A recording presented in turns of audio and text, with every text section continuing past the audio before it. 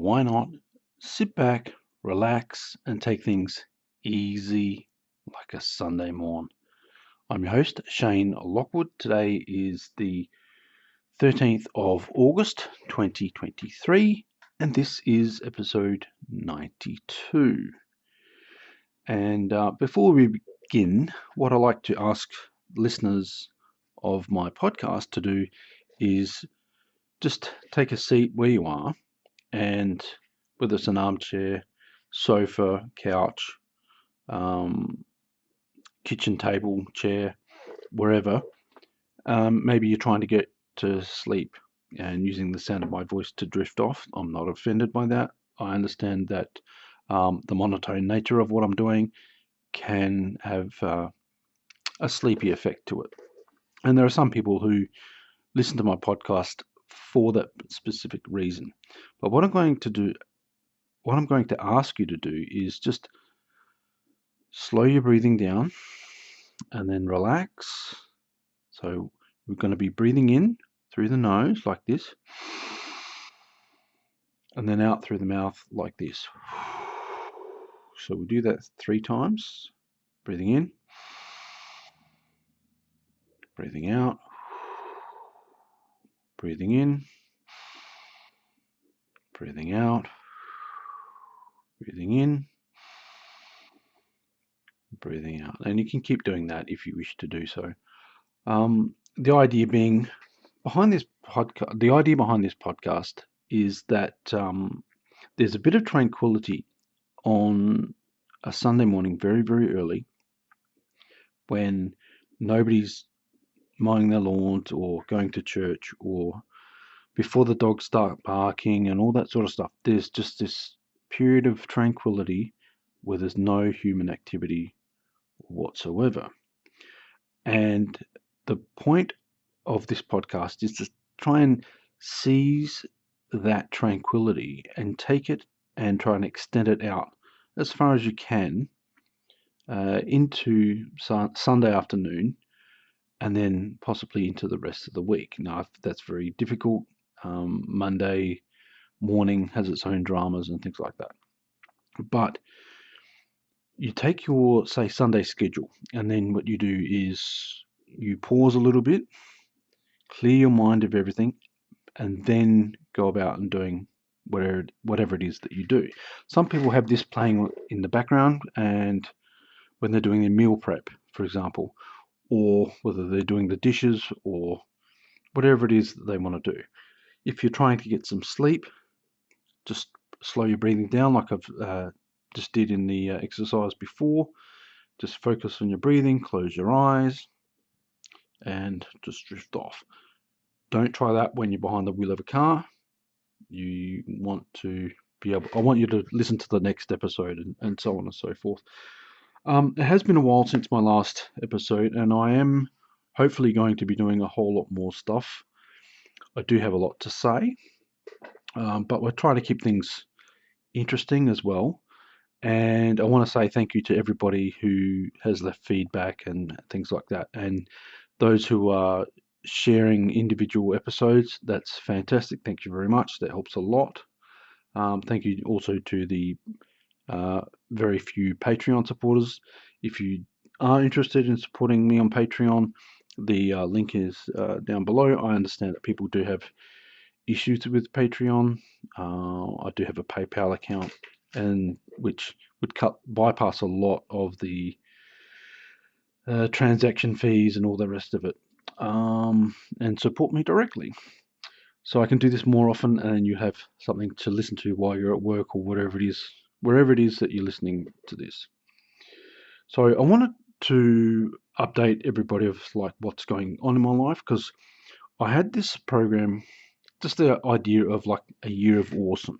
So what could you do in a year to change your life, but broken down into 52 easy steps and goals and things like that. Now, there are distractions along the way.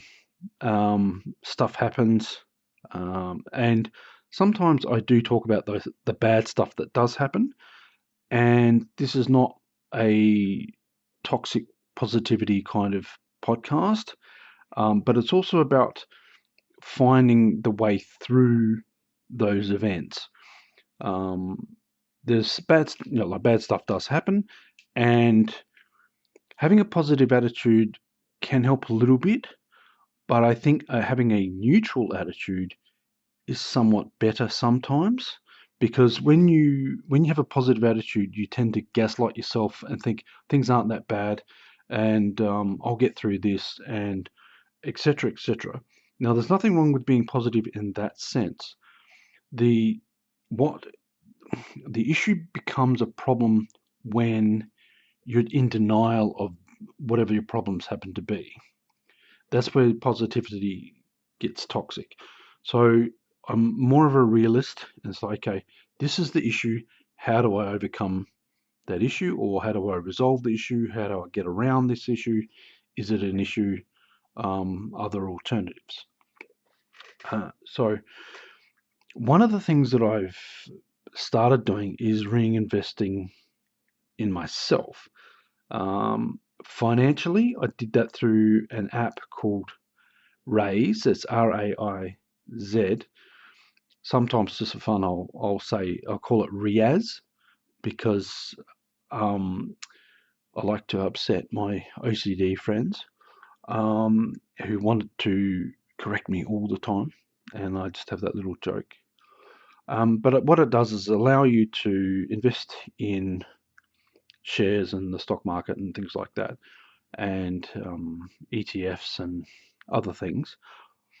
But what it does is it rounds up every purchase. So, for example, you spend say $1.90, and it'll round that up to $2. And so, okay, with the 10-cent difference, I'm going to set that aside. It doesn't take it from your bank account yet. It just sets that number aside, and that counts up to an amount that you can set. So it might be $100. I've set it to $40. So when it comes out, it doesn't sting me as much. So once you hit like $100 or $40 in my case, it then puts that money into buying in shares and things like that. Now, this is not financial advice, and my portfolio is more to do with property, because we're in a state of greedflation where rents are going up. So I might as well get a little bit of something out of that. But the idea behind this program is to set aside money for my retirement, and I'm slowly but surely like producing dividends and things like that. So there's that. That's the financial side of things. Now, last year I got a responsible service of alcohol certificate, or an RSA. Now that's allowed me to work at the Adelaide Oval selling beers. And if I hadn't got that, I don't know where I'd be right now, because the labour hire companies that I have to go through are shockingly bad. And this is not a rant. This is just saying they play favourites. They do all sorts of tricks and stuff. So the moment I got like an RSA, they started offering me more work. But I'm also looking at working at their clients, working for their clients directly. And obviously they're going to be very upset with me about that. But I've got to look after my own survival. And yeah, I just cannot handle incompetence at that level anymore, and you shouldn't tolerate it either. So what I've done this year is get a responsible person's badge. Now, what that is, it's like it's an extension of the RSA, but it allows me to have like supervisory positions and things like that. And it's a legal requirement in order to sell alcohol in Australia, a venue has to have a responsible person, and it's somebody that has to have the responsible person badge. So that's going to open a whole lot more doors. My recent work was at the I was with this setup for the caravan and camping sale, and also I worked with another company that was selling tickets at the event. So I got to work during the event for another company at this exact same location. So, but they were only offering me like 4 hours a day. But they were offering other people like 6 hours for the same shift, and I don't get why they weren't supervisors or whatever. But hopefully, with a lot of these um, labor hire companies that deal with events and things, I'll be getting more work. But I need like a consistent income because I've got to pay my rent regardless, right? Um, the last job after that was the FIFA Women's World Cup, and thankfully the Matildas won, which is fantastic news. And it's also good for female sports, women's sports in general, a bit more exposure to what they're doing, which is fantastic. Um, yeah, so I did the setup for that and the corporate boxes, and I was selling beer and alcohol and soft drinks on one of the concourses, which is fantastic. Got along well um, with my supervisor. Some of the other staff, I think they work at the Adelaide Oval full time. They were a bit cranky, and they're a bit sticklers for things because it's an event that was sponsored by Coca-Cola. You couldn't wear or show any logos at all, so that was a bit um, totalitarian in nature. But that was here's an interesting thing. I caught somebody putting little stickers on Smith's chips that would cover the PepsiCo logo because PepsiCo owns Smith's chips, right? But Smith's chips has an exclusivity contract with the various ovals to sell chips and things. And so what Coca-Cola have done is said, okay, you will need to cover the PepsiCo logo. Now, I find that appalling.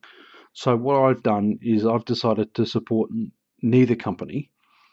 And I used to drink Coke No Sugar and Pepsi Max because I have type 2 diabetes. So what I've done is I've switched to just drinking water where possible.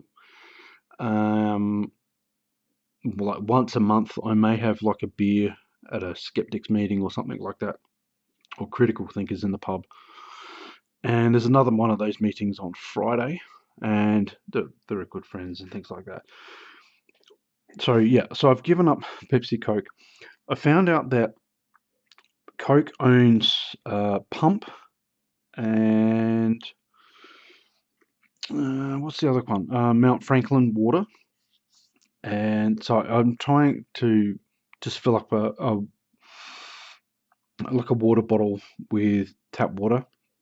And yes, I know it's Adelaide tap water, and people will have their reservations and stuff about that. But I am slowly but surely putting myself first, my health first. Um, so I'm doing okay.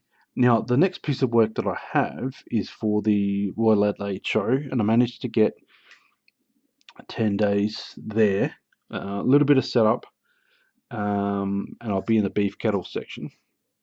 And I could have been selling tickets there. So what happened was, and my job in the beef cattle section is basically to clean up after cows. That's just some of the BS, literally, that I have to deal with. Excuse me about that. Yeah, so yeah, I could have had a job selling tickets during the Royal Adelaide show, which would have been fantastic. What's happening is I've been through an interview process with somebody in Melbourne. This was on Wednesday, and they got back to me. The interview went well. They sent me all the forms. I filled out the forms, and I had to give them two referees. And the first referee gave a fantastic reference, which is fantastic. But what I had done was I had informed her that there'd be a call from Melbourne because people don't like answering international phone calls, interstate phone calls, because they think they're a scammer, right? And the other one was the state manager for the labour hire company that I work for, and she's going to be really busy and stuff like that. So I get a message from my the first reference, and she gives a good reference and everything like that. So I know that they've spoken to her, but I haven't heard back from the other reference.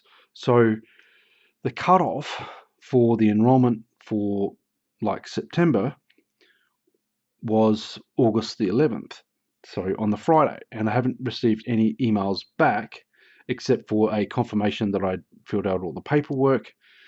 And now I'm getting worried that they've got so stuck on the idea that they needed both references that they can't move forward. And it's one of those things where common sense falls away from management and stuff like that at that level. They can't just move on. They can't just go, well, one really good reference, should countermand the need for two. Common sense would dictate that you'd bypass the thing and then send me the next lot of emails, so I can progress through the system. But now I've got to figure out what went wrong, if anything went wrong, and be a bit more proactive as to what this process.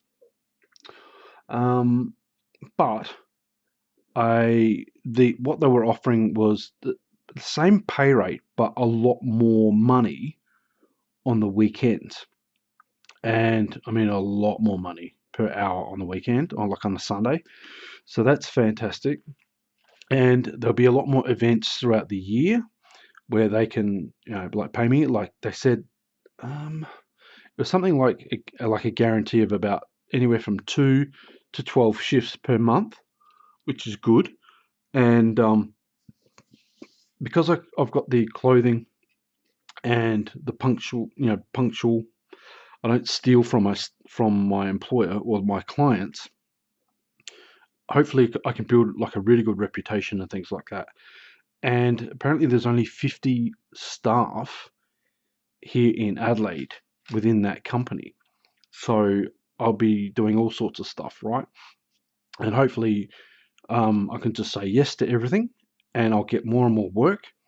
And apparently, after a year, they will class me as like an experienced seller, because the job is just selling tickets and scanning tickets, and you just use it like electronic devices that do that. And it's really, really easy. It's one of the easiest jobs in the world, and I can do it, and I like doing it. I like interacting with people. You do occasionally come across conspiracy nuts. There's a conspiracy called the Cashless Society one. It's the one at Central Bank Digital Currency. So it's CBDC, and it's this idea that Jewish people are the ones, the space reptilians, Jewish people that are apparently controlling the world. Sarcasm. And their plan, according to the conspiracy. This is not my view. This is not my opinion. I think it's crazy. The conspiracy is that they want everybody to go towards a cashless society, so they can introduce this cryptocurrency, this digital currency that they control, and everybody will have to be able to. You won't be able to use cash. You have to use this digital currency, right? And it's absolute lunacy, right? When I was at the Caravan and Camping show, I had to deal with these old people that refused to use cash. They wanted to use cash, refused to use PayWave. In fact, one guy even had PayWave disabled on his credit card, on his all of them, all of his credit cards. So I had to ask his wife if his wife could pay for it, and then she reluctantly, pulled out a card and then pay for both tickets. And he pulled out a $50 note, and I said, "Look, we don't." This, and he goes, "Oh, this is discrimination. You should be arrested," and all this sort of crap, right? And he even said CBDC. Oh, and there's other people saying, "Oh, this is a global movement towards cashless society," and even close friends of mine, like that I know through Facebook, not really close, but you sort of know them, and they will pay. They intentionally trying to pay with everything with cash, and and you just think, why hamstring yourself? This is why I get a bit narky, get a bit arced up, because I'm countering all this stuff about hamstringing myself. I'm trying to unhamstring myself as much as possible. This is why the last few episodes were called like putting yourself first, because it's like, if people are going to be against you, you have to be for yourself.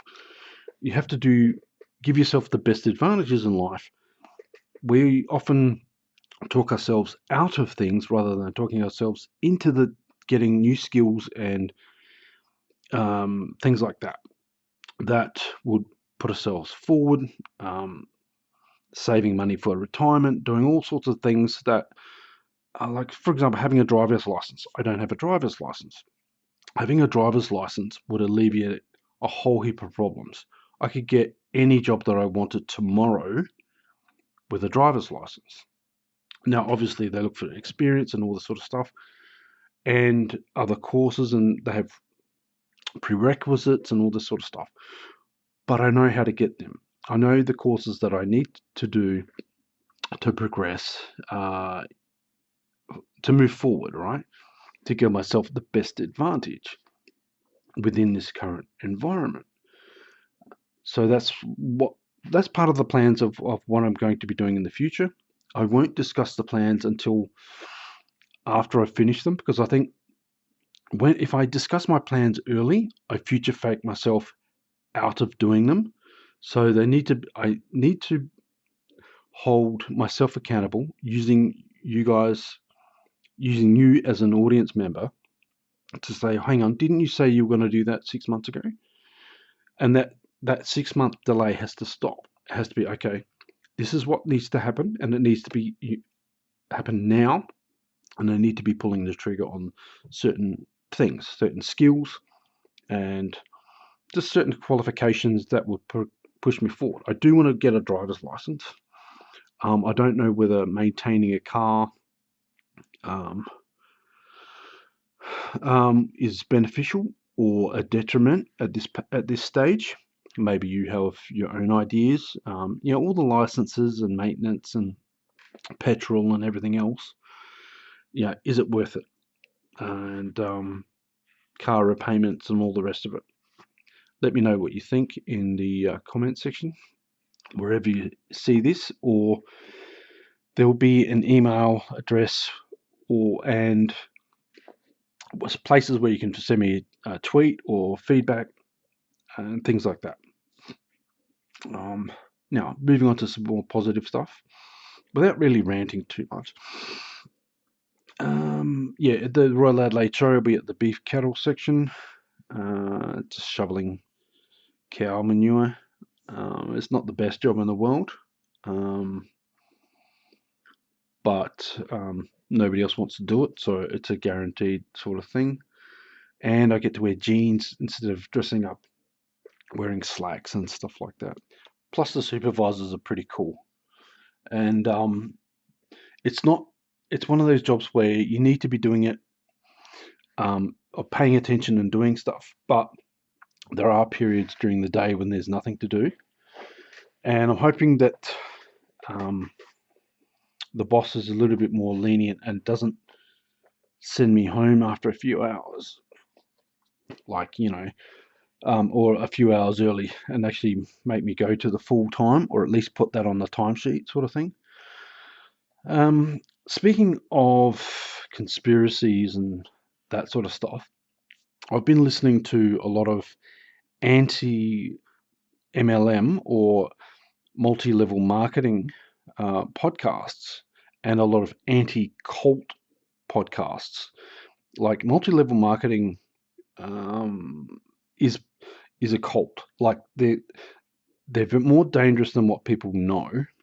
It's not just the fact that they are like a legalized pyramid scheme, and whether something's legal or not doesn't mean it's actually genuinely good. Like cigarettes are legal, alcohol's legal, but the health effects are not the best, right? So pyramid schemes are crap, and multi-level marketing is also crap, uh, and cults are crap. But yeah, they call them commercial cults, multi-level marketing, and they use the same formulas, they use the same rhetoric, and they use the same technique, and they suck so many people in, and people think that they're making money until they do a profit and loss statement, and you'll find that these people are not making any money at all. Only like the top 1% actually make any money, and they'd be lucky to make like $8,000 a year doing it. So yeah, it's not worth it at all. So onto something a bit more positive. Um, I've been watching a whole heap of really cool TV shows. A friend recommended a show called Reacher, and it's about a character called Jack Reacher, and he's like an ex army CIA guy who's completely off the grid in terms of like social media accounts and police records and stuff like that. But he's hyper analytical and he's going around solving crimes and murders and stuff like that. And he's basically a thorn in the side of the local police department. And yeah, it's quite interesting. It's also quite funny show as well. Very very good. Another show that I've been watching is called Twisted Metal, and it's based on very loosely on the video game series of the same name. And yeah, it's very gruesome. Not for the squeamish at all, but it's also like quite funny as well. And I highly recommend it. It's on Stan for those who have that. I don't know the various things in whether it's on Netflix or where it is in the United States, but it's worth watching. And I hope it gets a second season once all these writer strike and artist strikes are all over. Star Trek Strange New Worlds is really, really good. They even had a musical episode, which it's funny. There's a lot of people that are complaining about it. I'm not a fan of musicals or the need for a musical episode.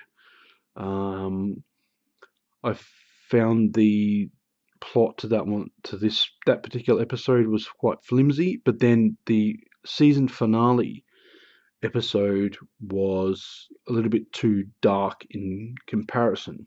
So it's give and take with that, but it is one of the better Star Trek shows out there, and I think it's the only one that's sort of surviving these massive cutbacks. What We Do in the Shadows is also a very, very funny vampire comedy. I really enjoy it. It's up to its fifth season now, so they're doing really, really well. Into video games. On the PS4, I'm playing a game called Meet Your Maker, and I'll do an episode based solely on this, I think. It's basically a game where it's set in a post-apocalyptic future, and humanity's largely been wiped out, and you have to try and restore the genetic material. And there's a chimera sort of thing, like a fetus that's feeding off the genetic material, and you have to get the genetic material from the outposts that are maintained by other players, and they've set traps, and they've got these mutant guards and things like that to try and stop you, and things like that. So you're traveling around with a grappling hook, a sword, and a bolt gun that only shoots 2 rounds, and then you can pick up the bolt again. So it's not mindless violence. It's very strategic kind of thinking.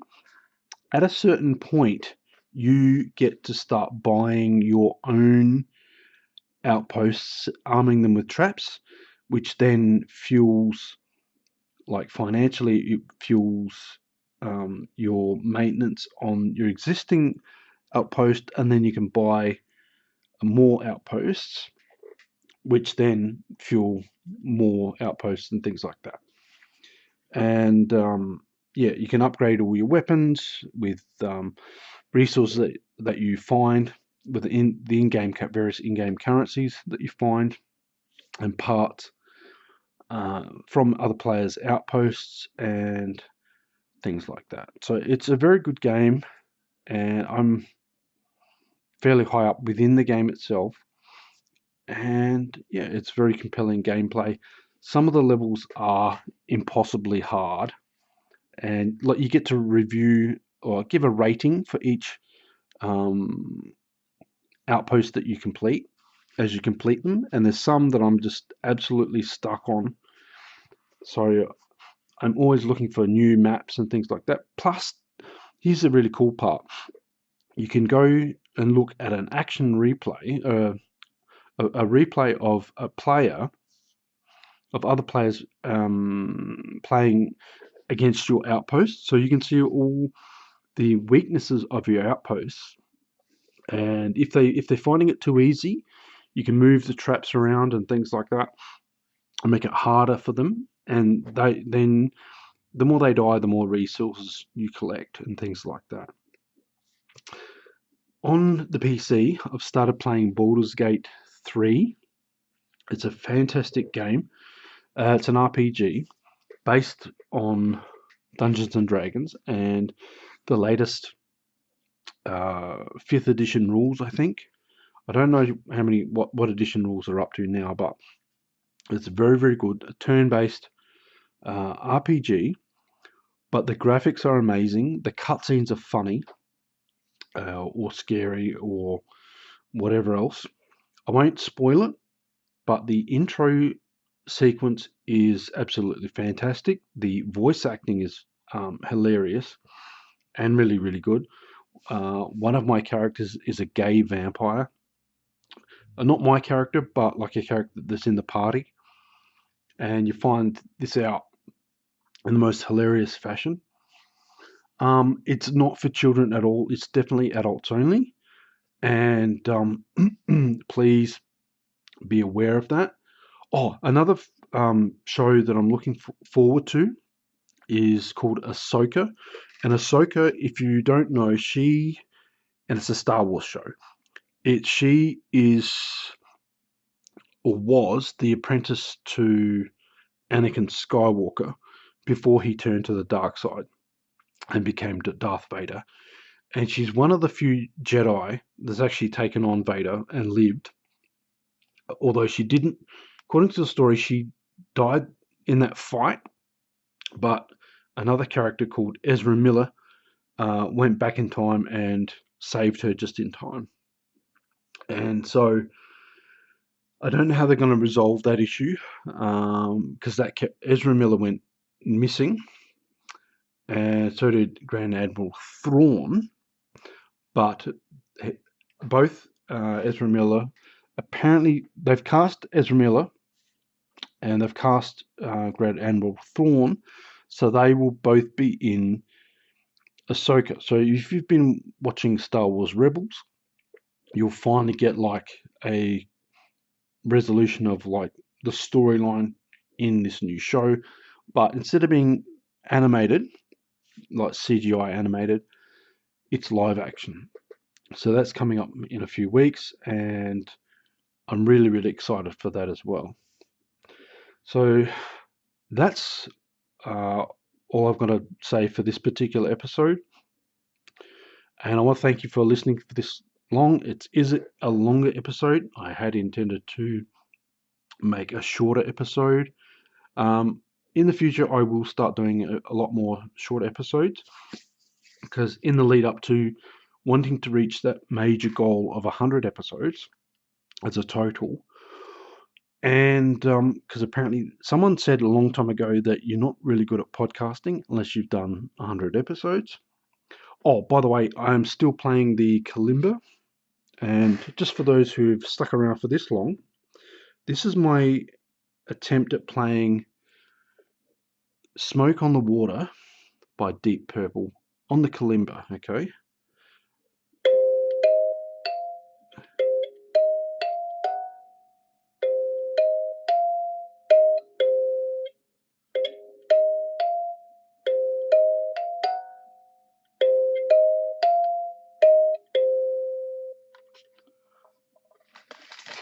Well, that's as far as it goes. Apparently, that's the major riff of the song. But that's as far as I got with the tabs and things like that. That's all I can actually play. But I do that every day, so I get more confident with what I'm doing. I'm not musically inclined at all, so yeah, I'll keep going. And it's an instrument that I can actually play.